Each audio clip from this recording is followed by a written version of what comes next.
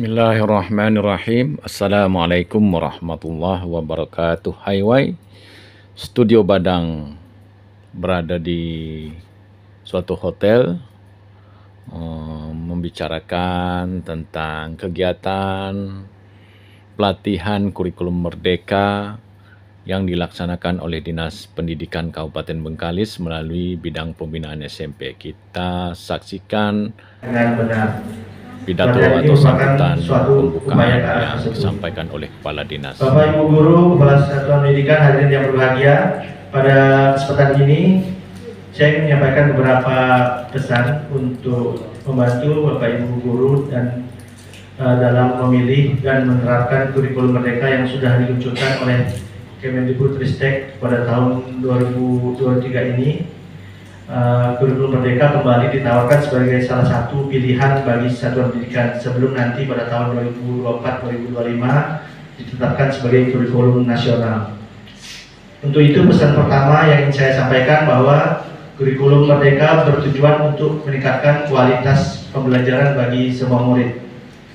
Peningkatan kualitas pembelajaran secara berkeadilan ini merupakan tujuan utama dari Merdeka Belajar secara keseluruhan.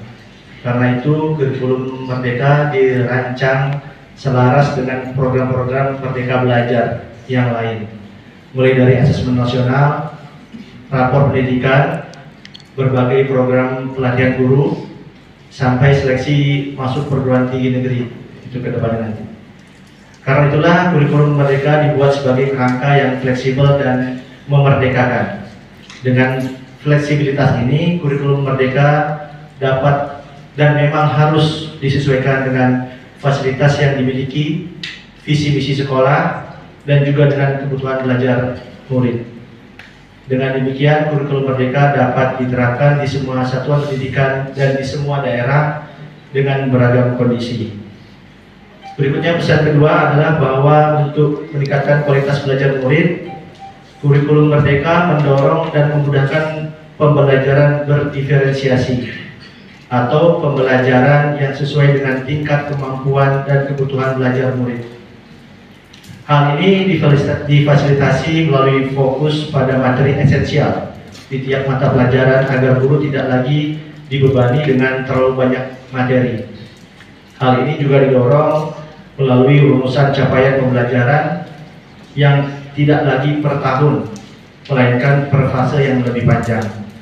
Dengan fokus pada materi esensial dan waktu yang lebih lama untuk mencapai tujuan pembelajaran, Bapak Ibu Guru tidak lagi terbebani dengan terlalu banyak materi, sehingga bisa melakukan asesmen awal dan menyesuaikan kecepatan mengajar yang ada dengan tingkat kemampuan murid. Pembelajaran berdiferensiasi ini juga mendorong guru untuk tidak hanya bergantung pada buku teks saja.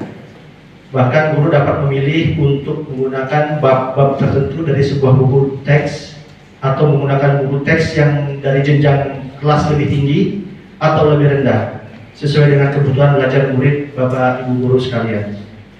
Bapak Ibu Guru juga diharapkan dapat menggunakan atau memodifikasi berbagai sumber belajar lain selain buku teks, termasuk yang sudah disediakan dalam platform Merdeka Mengajar.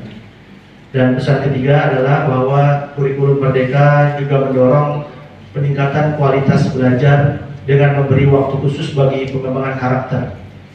Dalam kurikulum merdeka ada sekitar 20-30% jam pelajaran yang digunakan untuk aktivitas co-kurikuler berupa proyek penguatan profil pelajar Pancasila atau yang dikenal P5. Ini penting karena karakter tidak bisa dikembangkan hanya dengan melalui pelajaran akademik di kelas saja. Namun perlu saya ingatkan bahwa P5 ini tidak harus menghasilkan suatu produk, kegiatannya juga tidak harus berbiaya besar atau mengandalkan teknologi. Ukuran keberhasilannya bukan biaya atau kemeriahan kegiatan, tapi pengembangan karakter yang dirasakan oleh murid-murid.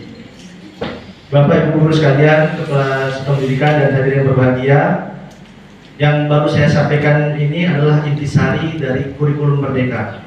Saya mengimbau kepada Bapak Ibu Guru untuk dapat mengikuti kegiatan pelatihan ini dengan serius dan sungguh-sungguh agar mendapat hasil yang maksimal. Jangan segan-segan bertanya kepada narasumber kita jika dirasa dirasa masih ada hal yang belum dipahami.